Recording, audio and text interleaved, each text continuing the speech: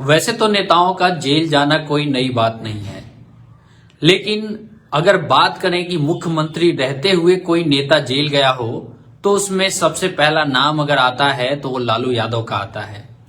दरअसल लालू यादव जब मुख्यमंत्री थे तभी उनकी गिरफ्तारी का वारंट निकल गया था और अब लालू यादव का रिकॉर्ड शायद टूट सकता है, 2, 4, 5, 10 दिन में टूट सकता है, क्योंकि अभी इस देश के 2 सिटिंग चीफ मिनिस्टर के ऊपर गिरफ्तारी की तलवार लटक रही है और उसमें पहला नाम है दिल्ली के मुख्यमंत्री अरविंद केजरीवाल का और दूसरा नाम है झारखंड के मुख्यमंत्री हेमंत सोरेन का।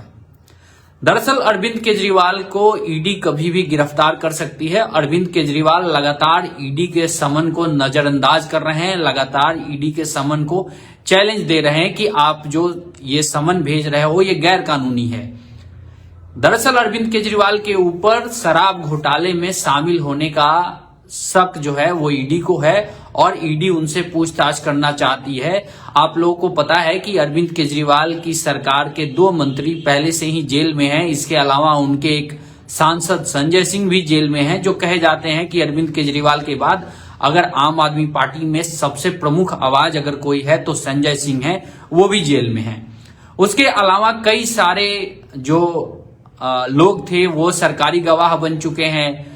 कई सारे ऑफिसर भी जो थे दिल्ली सरकार में वो भी गवाही देने के लिए तैयार हो गए हैं और ये मामला अब धीरे धीरे बढ़ते हुए अरविंद केजरीवाल के करीब पहुंच चुका है कि अरविंद केजरीवाल कभी भी गिरफ्तार हो सकते हैं। और अगर अरविंद केजरीवाल गिरफ्तार होते हैं तो निश्चित तौर पर आज तक हर बिहारी जो एक शर्मिंदगी महसूस करता था कि उसके मुख्यमंत्री के ऊपर वारंट निकला था, गिरफ्तारी का वारंट निकला था। नॉर्मल वारंट तो कई सारे निकल जाते हैं, लेकिन गिरफ्तारी का वारंट मुख्यमंत्री रहते हुए निकला था तो वो पहली बार निकला था लालू यादव जी के ऊपर और अब अरविंद केजरीवाल के ऊपर हो सकता है। और जो झारखंड के मुख्यमंत्री हैं हेमंत सोरेन, मैं हेमंत सोरेन पे भी आऊंगा, उससे पहले मैं केजरीवाल जी के ऊपर ही थोड़ा सा डिटेल में बात करना चाहूंगा। दरअसल अरविंद केजरीवाल की सरकार के ऊपर जो ये शराब घोटाले का जो बवंडर छाया हुआ है, जिसमें कहा यह गया था कि आप 1 बोतल शराब खरीदो दूसरा फ्री मिलेगा, मतलब ये इस तरीके की स्कीम दी गई थी। इससे जो दिल्ली सरकार के राजस्व को नुकसान हुआ, यानी सरकारी खजाने को नुकसान हुआ, उसके बदले में 300 करोड़ रुपए का कमीशन अरविंद केजरीवाल के करीबियों को मिला, ऐसा ईडी के सूत्र बताते हैं या फिर जो उन्होंने कोर्ट में जो दलील पेश की है उसमें मिला है। आप लोग को याद होगा कि सत्येंद्र जैन पहले से ही जेल में थे, वो हवाला को लेके जेल में थे, हवाला कांड मनी लॉन्ड्रिंग को लेके जेल में थे। उसके बाद मनीष सिसोदिया जेल गए। हर रोज ये खबर आती थी कि मनीष सिसोदिया को आज बेल मिल जाएगी, इनके पास कोई सबूत नहीं है, मनीष सिसोदिया भगत सिंह है, मनीष सिसोदिया फांसी पे चढ़ जाएगा लेकिन इनके आगे नहीं झुकेगा। इस तरीके के दावे आम आदमी पार्टी की तरफ से लगातार होते रहे और इस तरीके के दावों से लगातार देश भर की जनता कहीं ना कहीं तो भाई अब इतना कॉन्फिडेंस से कोई कह रहा है तो एक दफा तो शक आ ही जाएगा ना कि हाँ यार वो सही बोल रहा होगा।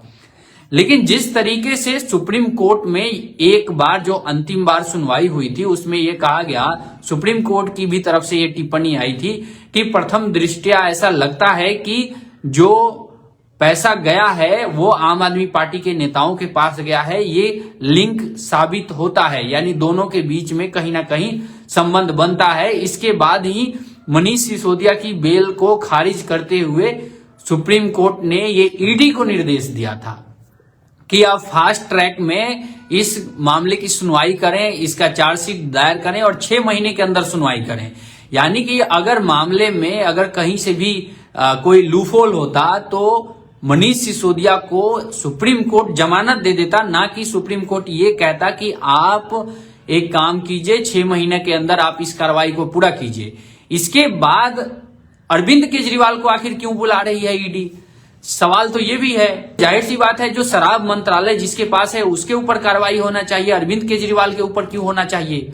तो इसका आंसर एकदम बहुत सिंपल है। दरअसल दिल्ली की जो सरकार है वो पूर्ण राज का उसको दर्जा नहीं प्राप्त है, उसमें बहुत सारे ऐसे प्रावधान है जिसके लिए मुख्यमंत्री सीधे तौर पे जिम्मेवार होता है। कोई भी कानून में या पॉलिसी में अगर दिल्ली में बदलाव करना है जिससे वहां के राजस्व पे फायदा या नुकसान होने की संभावना है, उसमें अंतिम सहमति मुख्यमंत्री की ली जानी ही जानी चाहिए। यानी कि अंतिम जो जवाबदेही है वो मुख्यमंत्री की ही है। आप इस तरीके से पल्ला नहीं झाड़ सकते हो कि नहीं जी उन्होंने हमसे नहीं किया और उस कानून को पास कर दिया। ऐसा नहीं हो सकता। ईडी लगातार 4 बार से उनसे पूछताछ करने के लिए बुला रही है। आप में अगर कोई दिक्कत नहीं है, आपके अंदर अगर कोई कमी नहीं है, यानी कि आपने कोई चोरी नहीं की है, तो आप ईडी के सामने जाओगे, पेश होगे, वापस आ जाओगे। आप लोग देखिए राहुल गांधी कितनी बार पेश हो चुके हैं नेशनल हेराल्ड के मामले में, सोनिया गांधी पे भी केस चल रहा है। तो आखिर आप जब पेश हो जाइएगा तो कम से कम ईडी के पास ये कहने के लिए नहीं होगा कि आप जांच में सहयोग नहीं कर रहे थे इसलिए हमने आपको उठा लिया। अगर आप जांच में सहयोग कर रहे होते तो आपको नहीं उठाया जाता। इसका दूसरा उदाहरण अनिल सिंह सिकरवार साहब लिख रहे हैं कि बहुत सुंदर विश्लेषण, शुक्रिया अनिल सिंह सिकरवार साहब। देखिए इसमें दूसरा जो हेमंत सोरेन वाला मामला है, दरअसल ये अवैध मतलब माइनिंग के ठेके को लेके है। इसमें 7 बार ईडी हेमंत सोरेन को बुला चुकी है पूछताछ के लिए। अब कल को कोई ये कह दे कि भैया ईडी ने बुलाया नहीं, हमें उठा लिया, तो ईडी ने तो 7 बार इस चीज का प्रयास किया कि आप आइए, आप अपना पक्ष रखिए, आपके पक्ष से अगर हम संतुष्ट होंगे तो ठीक है, नहीं तो कोर्ट में लड़ाई होगी ना। आपके पास भी तो अधिकार होगा ना कि हाँ जी हम इनके सामने पेश हुए थे लेकिन इन्होंने हमने ये दलील दिया, इसके खिलाफ इन्होंने इस तरीके का नाजायज फायदा उठाया। लेकिन दरअसल हो क्या रहा है कि इन लोगों को पता है कि ईडी का अगर ईडी की कार्रवाई कुछ इस तरीके से होती है कि आप 2 से 3 समन एस्कीप कर सकते हैं। चौथे समन के बाद ईडी आपको बिना किसी कारण के गिरफ्तार कर सकती है अगर कोई बड़े पद पे है, अन्यथा किसी को तो पहले दूसरे पे ही उठा लेती है। 3 समन के बाद चौथा जो समन होगा उस समय ईडी आपको बिना किसी एक्सप्लेनेशन के गिरफ्तार कर सकती है। ईडी के पास इतनी पावर है कि वो किसी को भी गिरफ्तार कर सकती है अगर वो व्यक्ति 3 समन पे ईडी के सामने पेश नहीं हुआ तो।